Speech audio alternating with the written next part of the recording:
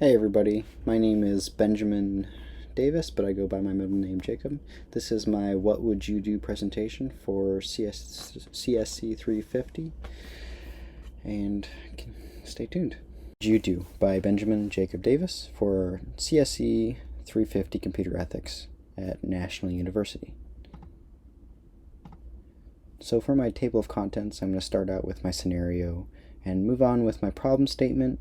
I'll identify my alternatives for this problem statement, choose an alternative, implement the decision, evaluate the results, summarize, and finally display my references. So for the scenario, you are 30 minutes into a job interview for your dream job, one where your college education and experience can really be applied. So far, everything is going well. However, the interviewer's next question catches your breath and causes you to pause before you answer.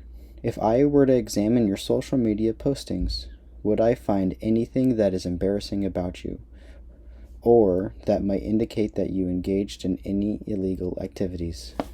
What would you say? I found this scenario to be incredibly pertinent to all of us. This very scenario where an employer would suggest, or even without suggesting, just examine our social media.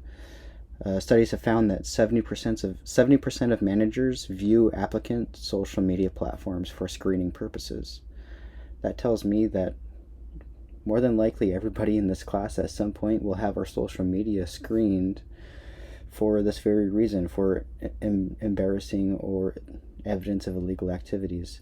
And employers can use that information to either turn you away or maybe continue on with the hiring process.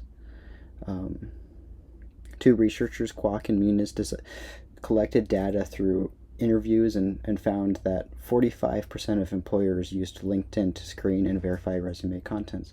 I wanted to kind of stop here at LinkedIn and point out the fact that LinkedIn is a social media platform, but it's designed for this very purpose. And the fact that there is a widespread social media platform designed for employers to review your resume and review about you kind of normalizes the very idea that we can expect the hiring process to generally always consider our social media accounts as a reflection of our own character and of ourselves generally. To move on to my problem statement, you are in the middle of a dream job interview when you are posed with a question by the employer soliciting whether there would be a possibility of finding evidence of illegal activity on your social media if it were to be examined. And this is essentially just reiterating that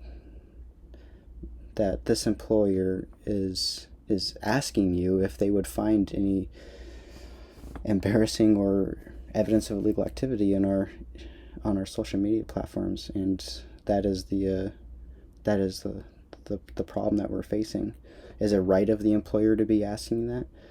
And what would be the justified response for an applicant to a job interview here? So first things first, as always, we're going to identify our alternatives. We're going to use the brainstorming process, and the first thing that popped in my mind, so I figured it would be the first thing that I put in this brainstorming area, is simply state that there would be no evidence of anything embarrassing or no evidence of anything illegal, because ideally I've prepared for this interview. I'm aware of the fact that many employers like to review social media accounts and use that as almost a legal form of discrimination. They're judging our character and screening us through our activity on social media. So I would like to think that I would be prepared here, and I can respond with that they are free to review the public portions of my social media, and that they would find no evidence, and hopefully display some element of confidence here.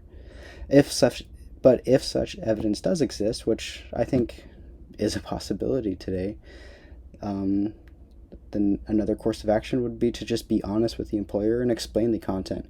Or maybe if whatever content you have on your social media could be misunderstood. Maybe you aren't embarrassed of it, or maybe there isn't anything illegal, but somebody, an outsider, could view it and misunderstands the content for something illegal or something embarrassing. And I think it's best here to just be honest and explain the situation, explain what you have on there, and hope that the hiring manager is understanding. If there is another scenario that if such evidence does exist, you could choose to lie, say there is no evidence, and then maybe run home and start deleting your social media or pictures you have on your social media or postings that you have on your social media. And that's obviously, I wanted to put that here because that's a likely scenario, I think. And then maybe you're invaded by the hiring manager's question and say that this is an invasion of your privacy and it's not a justified question in the hiring process. And another alternative is to simply say nothing, ignore the question, and hope the hiring manager moves on. So I wanted to really emphasize here choosing an alternative. The three primary things we should consider is risk, time, and cost when we choose our alternative. So here we're trying to decide on a response to a hiring manager, and we need to consider the risk. Is there a risk that he could look at our social media account and find such evidence? Time. How much time do I have to even consider this alternative? And considering that this is a job interview, not much at all. So this is a 5 to 10 second decision. And then cost, and could your response here could cost you this job interview for this potentially excellent job, maybe your dream job.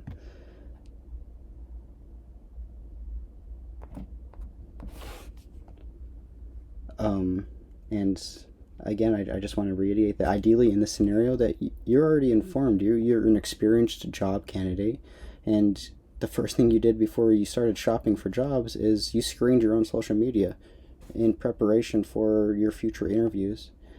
And you understand that social media is continuously used to make judgments on your character.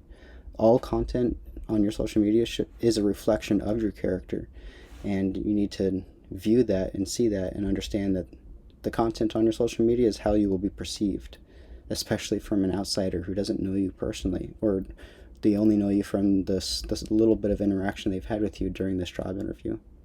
And remember that what you post on social media is open to the public. So now it's time to implement this decision. I think honesty is our best course of action here, and like I said, ideally you would have prepared, your social media is ready, and you can simply just tell your employer that they are free to review your social media and that you're comfortable with its reflection of yourself. And I think that this would instill an element of confidence that can tell the employer that, oh, okay, so he can feel comfortable in the fact that this person probably isn't involved in any form of illegal activity and doesn't post discriminatory content that may be embarrassing for the company hiring them. If now, because as soon as that company hires you, you are now in affiliation with that company, and that knowledge is public.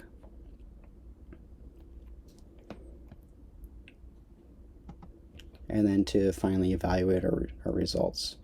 We should always be reviewing our social media, remembering that our social media is a direct reflection for the public of ourselves.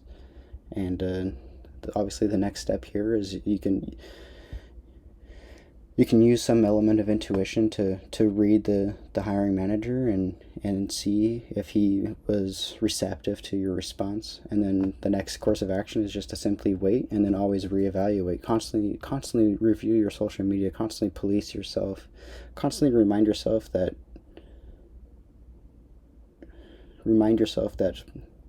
perception isn't always reality, and you need to make sure that your social media activity reflects a good character. And then finally, to summarize, when I read the scenario in our textbook, it hit me just how pertinent this would be for many of us in this class. With 70% of hiring managers using social media as a tool for screening through an applicant pool, this becomes a very real potential for us all. I think it may be considered obvious that our social media platforms will be construed as an echo of ourselves. Many of us forget to consider what an employer may perceive of our social media activity. Of course, I hope that this point of view will not be thrown into a bucket of fear-mongering, forcing the general public to be afraid to express themselves, but instead just a reminder to be the best version of ourselves while expressing our persona on our social media platforms. And these are the references I use for this presentation. Hey, thank you for watching my What Would You Do presentation. I hope that it induced some element of thought, and I look forward to our discussion.